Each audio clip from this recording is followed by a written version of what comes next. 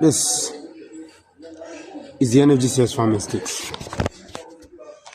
plantations and farm fields. And today we're just walking you through from the entrance. We're walking you through the entire project, the plantations, the farm fields, what is right in front of you. Yeah, so you can see that as you drive into the farm, this is the first thing you see. From Gatti, this is the first thing you will see, but this is also just on site. So you drive in, this is what you see, like I said. And you know, the story we are telling is the story of how we can make agriculture work in this country. There has to be an understanding today in Nigeria that if we do the right things, we can feed our people. If we feed our people, we have a peaceful nation. And a peaceful nation is a progressive and prosperous nation. Now, for those of you who know the farm, you know where we are. This area contains over 1,000 hectares of maize. You know, the locals plant maize. Even when we tell them, don't plant, the locals will always want to plant. The fields in front of you are maize plantations. Maize plantations. Don't mind my radio, I'm a farmer, so you'll be hearing that all the time. Left, right, top, bottom, everywhere. Now, even though the yields are going to be really low this year, even though farmers have been unable to properly, I repeat, properly secure the right resources to be able to farm, but you see the effort. You see the effort. And as you can see, the farm estate is there looking at you. From the entrance, the warehouse, all over, farm estate is there looking at you. And yes, someone said we're Nigerians, nationalistic. So we must always fly a flag anywhere we go to. Proud that this is who we are. But no matter how tough our country is, we must always believe. Believing is not a sin. It's not a crime. Wanting your country to succeed is also not a crime. And so, like I've often said, even though I discourage my farmers from farming, this year, the amount of maize cultivated is crazy. The fortunate thing for most of them is the yield is going to be poor, like I said earlier. So today I walk you through the entire process, walk you through the feed, see Gatti, see the NFGCS farm estate in Gatti. But all this is owned by my staff. I can name them. This is owned by the head of a ranch, Yao and Likita, and all of them. They own all of this. Now, the lucky thing for him is that you have a lot of, during the dry season, he will keep our cattle. So you can see how beautifully green these maize are. You get luck. Next time, let me go plant for there. Right? And again, it's layer upon layer of masara, oka, agbado, for those who see, understand what we mean. This layer upon layer of agbado. Maize is the most planted crop in Nigeria. It is. Left, right, maize. And farmers are cultivating, even when the resources are limited. And farmers are in the field, even when their struggles are documented. Our farmers are battling, even when their nation ignores them with every chance and every opportunity. And so when we tell these stories, we keep telling the stories of what we are doing. This video is early to mid-August. And you're having a look at one of the biggest farm fields in this country. Not one person, not two people, not three, but hundreds, if not, yes, hundreds of people. I wouldn't say thousands. From various communities. All, not just Gatti, Menti, Gatti, Andu, Yelwa, Sabungida, Kefi, Garaku, Ongwam, Mayo, Ongwam, Wajibi, Ongwan, Kirkeshi, all the Ongwas, Gongidan Wazi, all over the place. This is their land. This is their maize. All of those who are working in the farm, my PA, DMD's PA, everybody has something to hold on to. But DMD, FM, you name them, everybody in the farm has something. These are just all plantations. Plantations, this is rice. As you can see, this is rice. It's crazy, but beautiful. Whatever you're seeing is just plantation. Maize, rice, rice, maize, maize, rice, rice, maize. The thing is this, rural Nigeria have the ability of becoming very productive. We can produce. When we ask for support, it's not because if support don't come, we will not produce. We will produce. Who has been feeding us all this while? Our government. In fact, if you really look at the Nigerian history, the history of Nigerian smallholder farmers, the government has practically be absent. But they have fed us as a people. You can see it. Look at these feeds. All plantations. That's Gatti. That's Gatti you are seeing. Yes, that's Gatti. That's Gatti in front of you. My community. All farm. Maize. Everything you are seeing in this picture is maize. Hundreds of hectares. Communities after communities.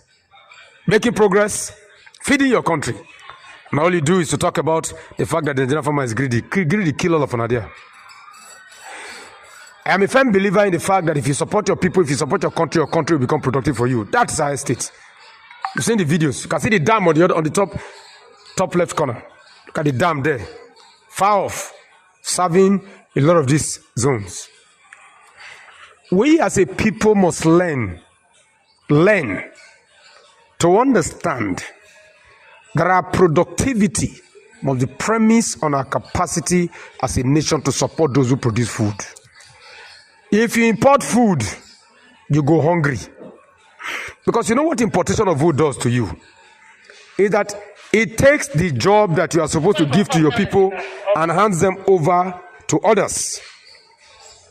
Other nations who have the ability of feeding their people. Look at the verse, now my radio.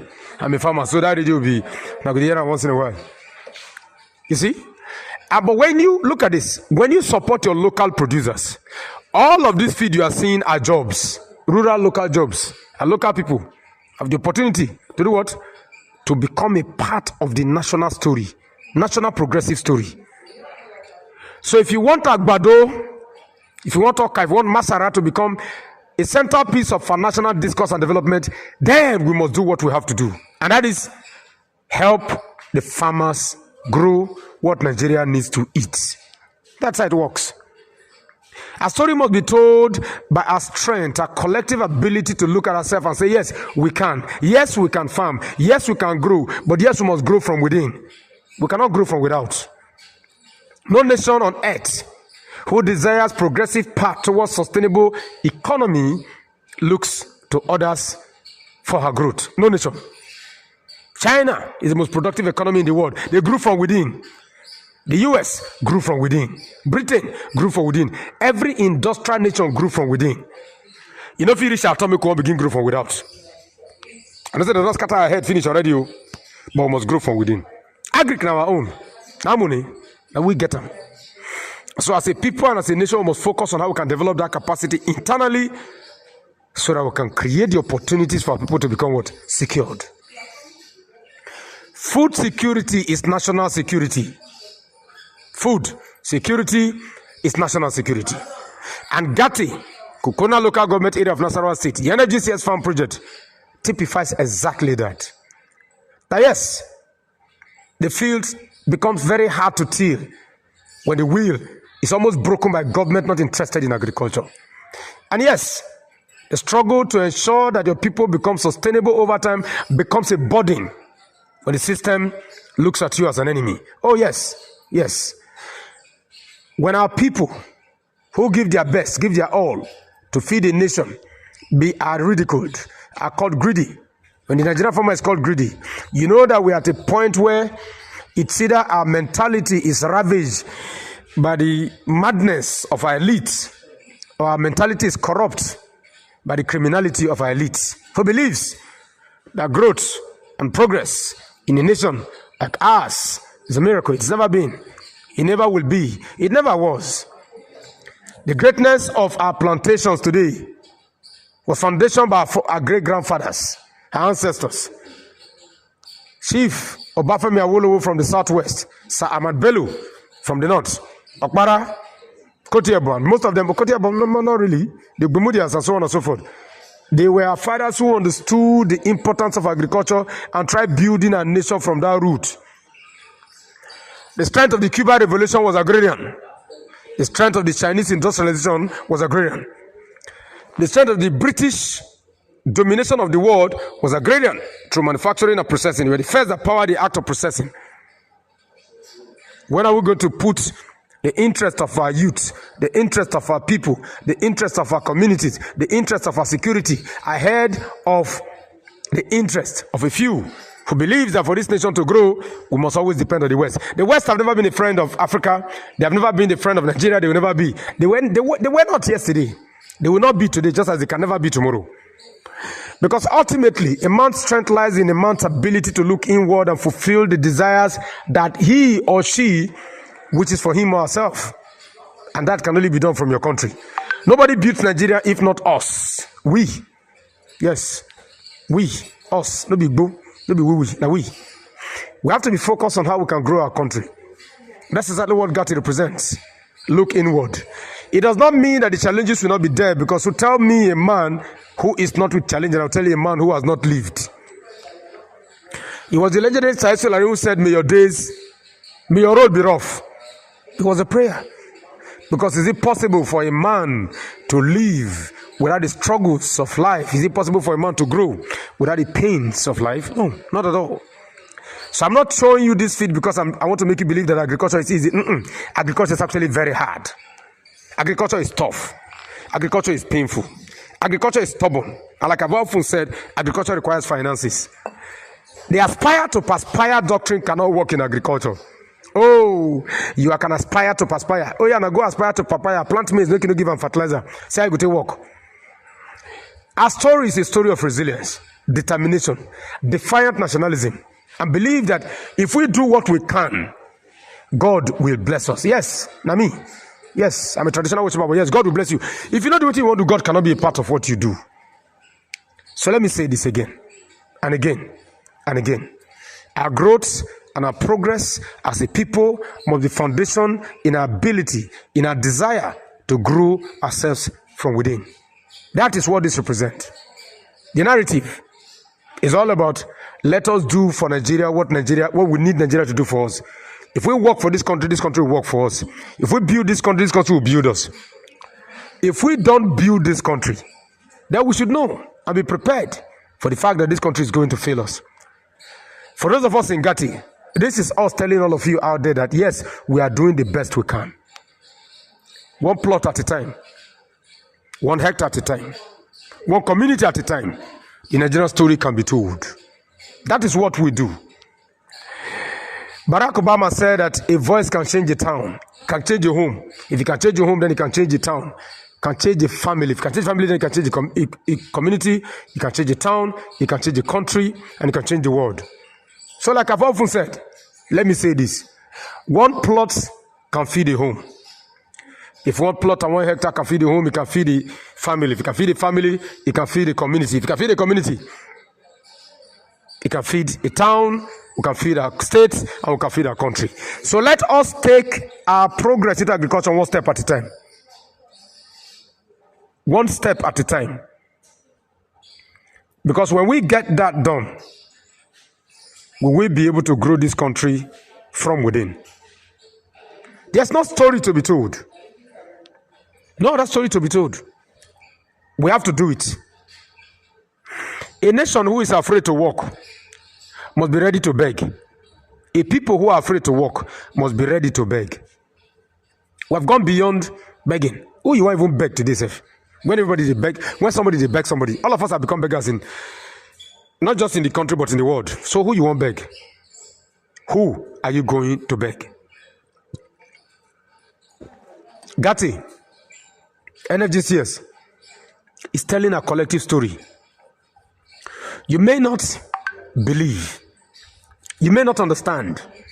You may want it quick. But we're telling a collective story. That our greatness as a nation and as a people must be dependent on our ability to walk. Yeah, look at the road. It will always be rough. It will not be the best, particularly in rural Nigeria. It will not be the best. And even at this, we fixed it ourselves. You see the power line?